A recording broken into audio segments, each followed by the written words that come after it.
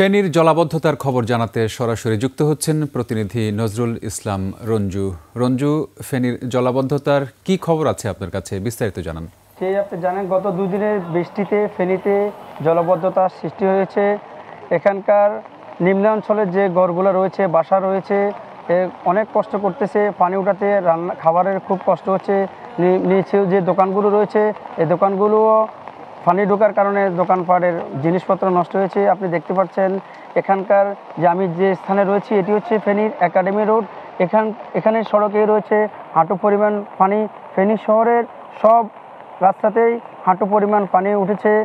এখানকার আবহাওয়া অফিস আমাদেরকে যেটি জানিয়েছে যে গতকাল 12টা থেকে আজ 12টা পর্যন্ত 347 মিলিমিটার বৃষ্টি রেকর্ড করা হয়েছে, তাই বর্ষা মৌসুমে সর্বোচ্চ।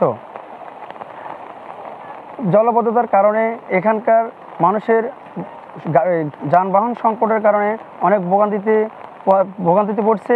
বিশেষ করে স্কুলগামী ছাত্রছাত্রী যারা রয়েছে তারা বেশি ভোগান্তিতে পড়ছে।